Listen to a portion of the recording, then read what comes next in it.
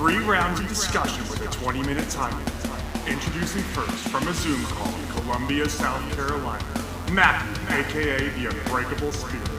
And his opponent from a Zoom call in Atlanta, Georgia, Daniel, aka the Executioner. Take it away, Matthew.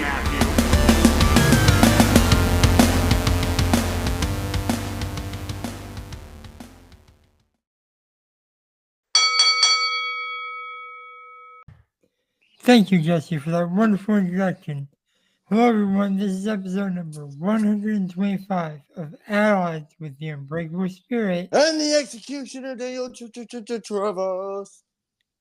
Sup? I'm the Unbreakable Spirit, aka Matthew Smith. Wherever you hear a boxing bell, we'll do our final thoughts for each topic. When you hear 3 ding ding dings, we're going to hop into the topic. We're going to hop into every topic. Let's do topic number 1. Number 1 Or is. just note what they are. Number 1. Number 1 is Shawn Spears' return to NXT was actually delayed. Yeah. Number 2. Tony Khan has sort of bad taste when you think about it. Number 3. The hell are What? bloodline rules? What are bloodline rules?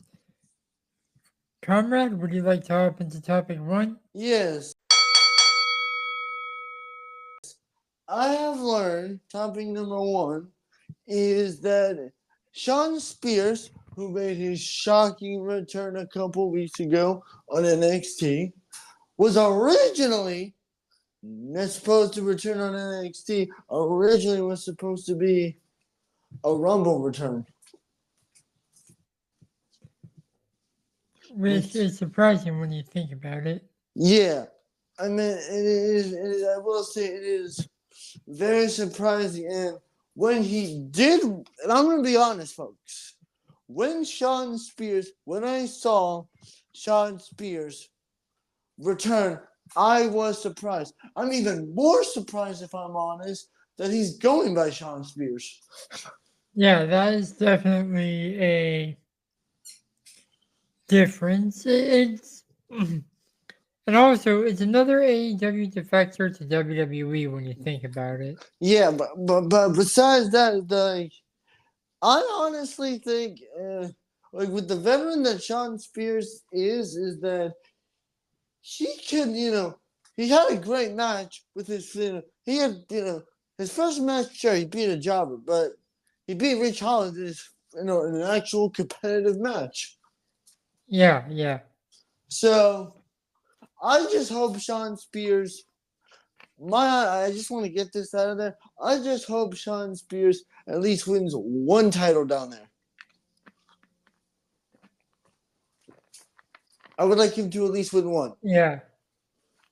The last time I saw Shawn Spears compete in a match before this return, he beat the shit out of Chris Danger at DPW Forever.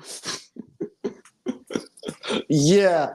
So, but I mean, what are your thoughts on Shawn Spears' original return being at the Royal Rumble?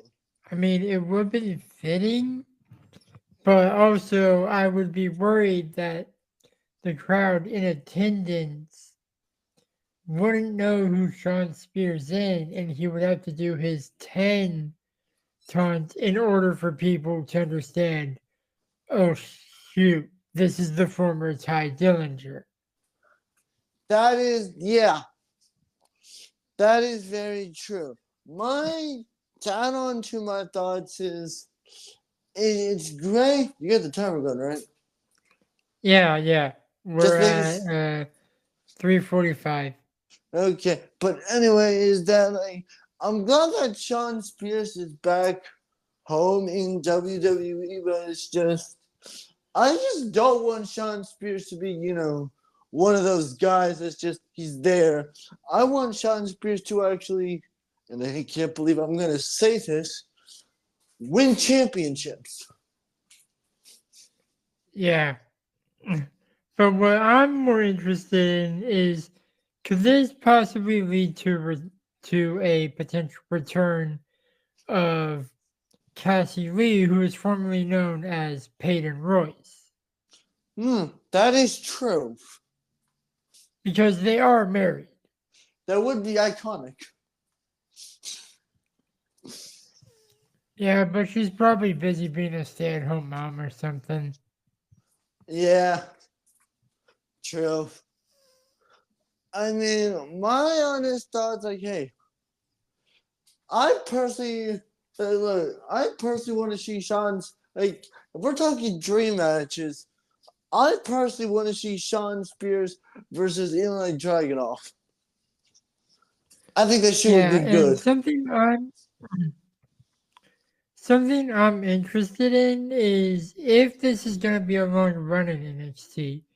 Because let's say, for hypothetical reasons, it's not. I could see a way that Sean is called up to the main roster. Do tell.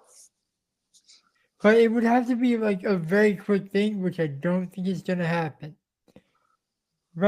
Obviously, like, WrestleMania 40 is literally weeks away. Yeah. And Cody Night 2 is fighting for the Undisputed Universal title. Yeah. Cody make a faction to counteract the bloodline, and one of those members could potentially be the chairman, Sean Spears. That would make sense if Sean Spears was a babyface. Fair point. Because I consider that. But it could also be a face turn. Honestly, I kind of just want to see where the heel run goes first. Because look, I could, bro, you talk about, like, if you want, like, bro, you're talking about, like, making a massive return. Like, here's another way they could have had Sean Spears return. What if you had Sean Spears return and cost Cody Rhodes the match? That'd be crazy. It'd be like, wait, what's the shot? It'd be like, hey, it's the chairman. Boom. Yeah.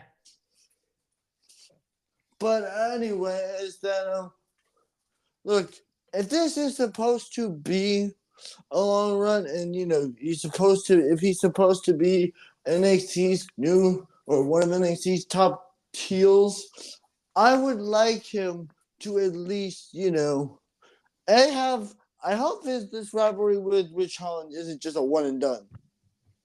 I would like to see a program from that shit. Yeah.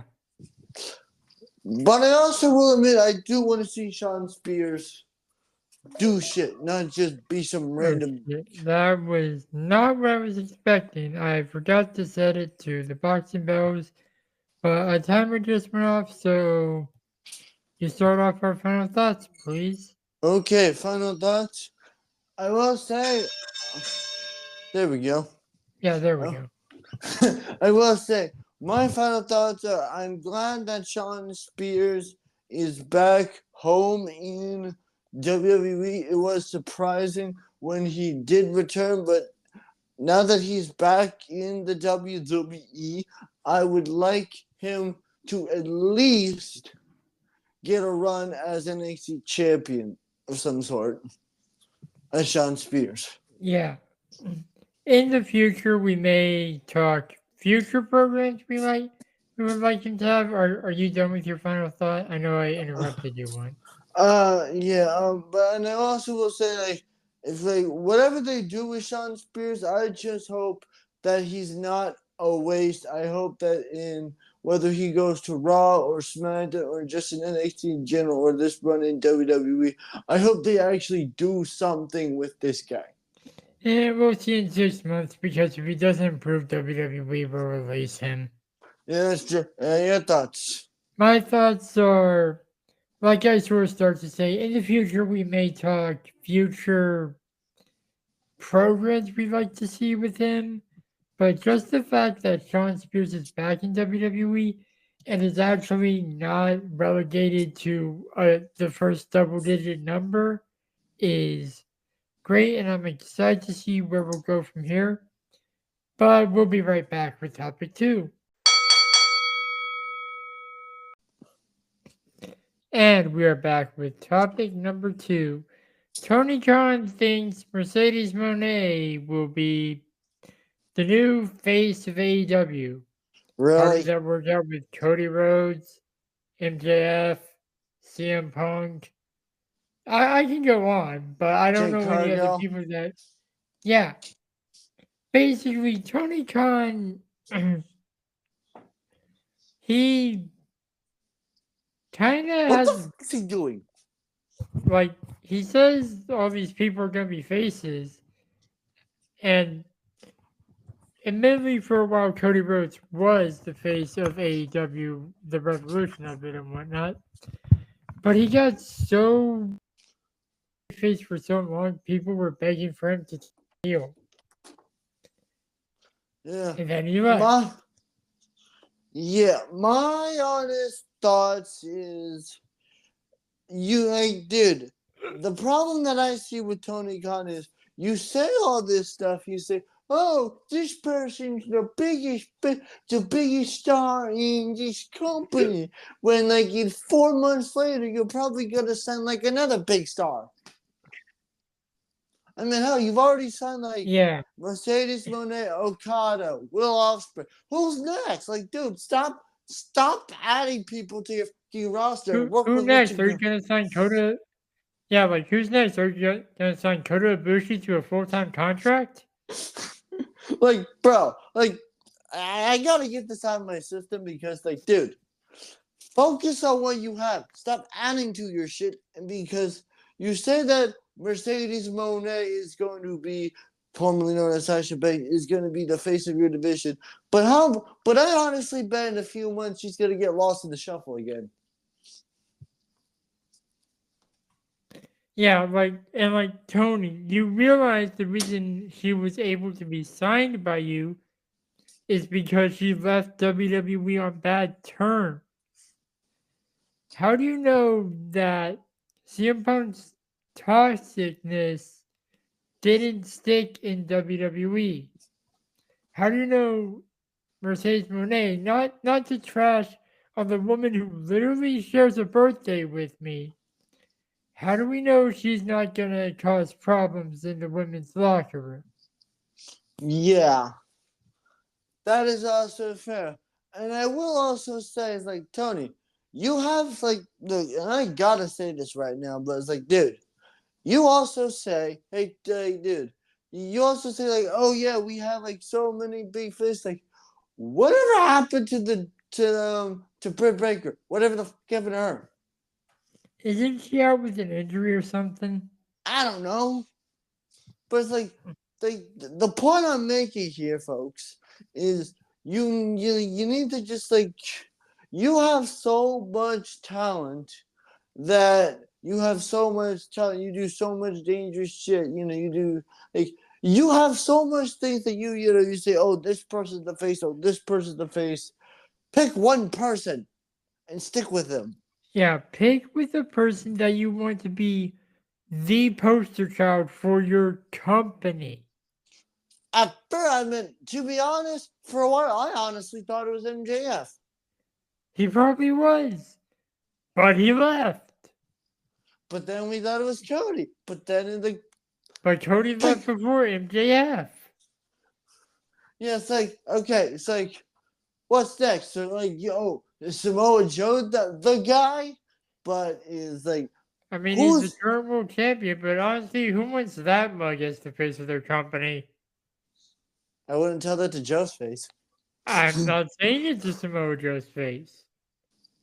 But I'm just saying, like, dude, the point I'm making here is you don't really have, like, take WWE, for example. I know we're talking about AEW here, but take WWE, they have, like, four, like over their company's existence, they'd have one, but then they have, like, three other main guys.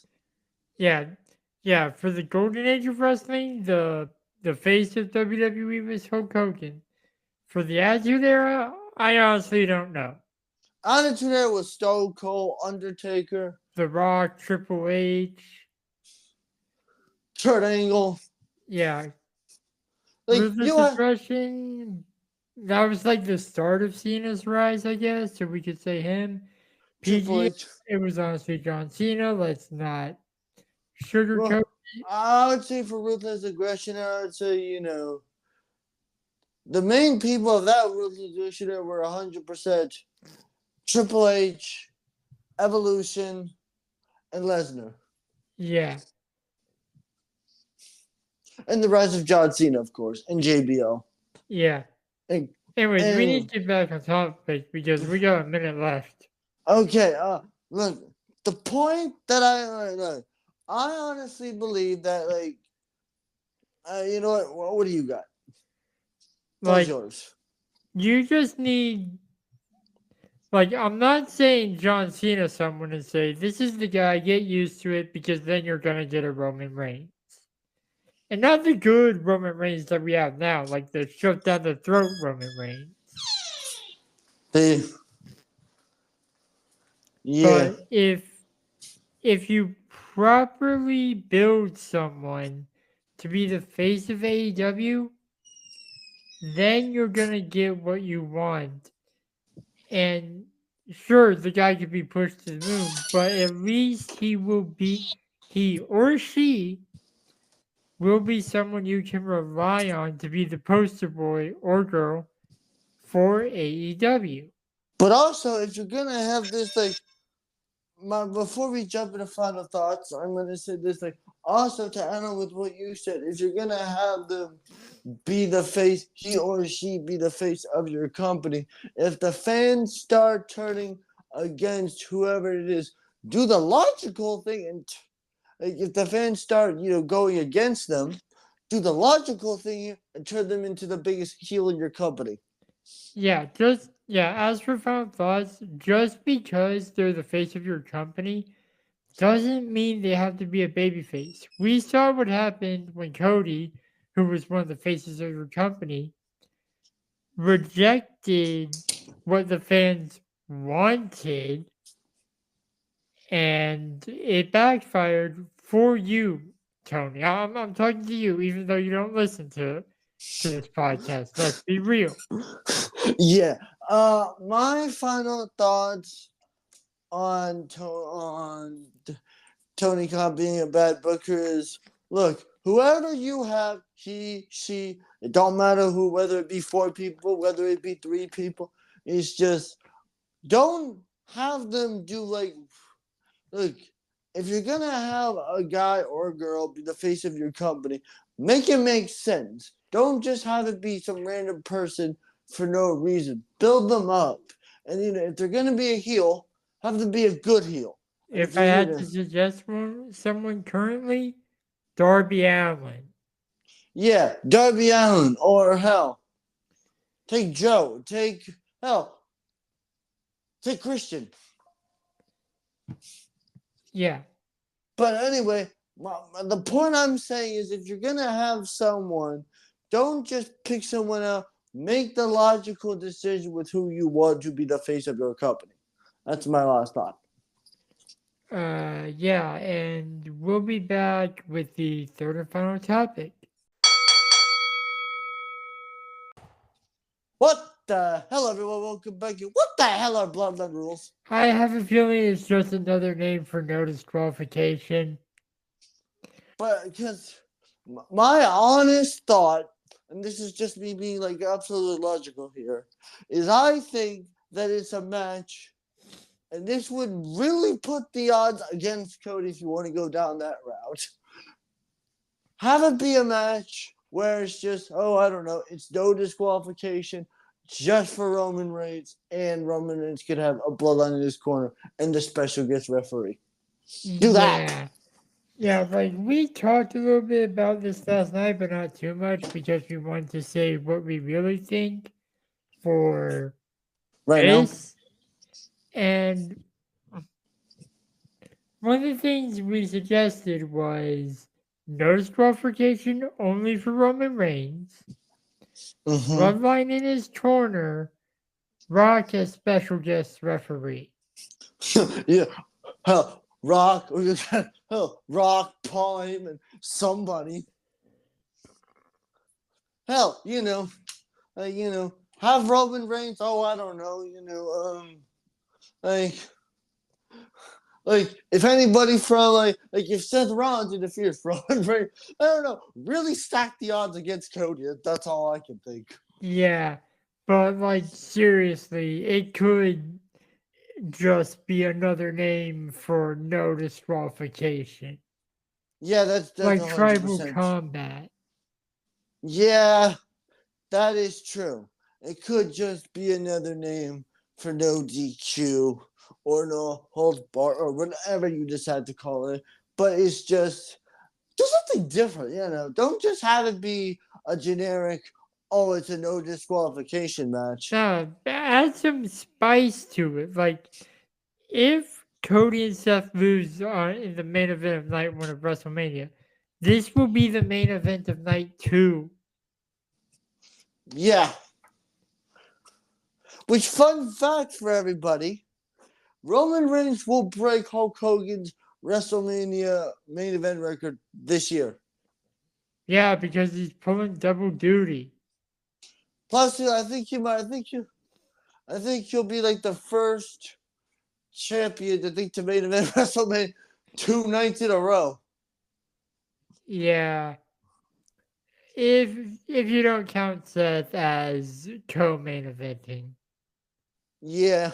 But my honest thoughts, truly my thoughts is, look, while Cody may have a chance of winning, but it's just, if you make it, my honest thoughts on what the hell Bloodline rules are, Roman Reigns can do whatever he wants.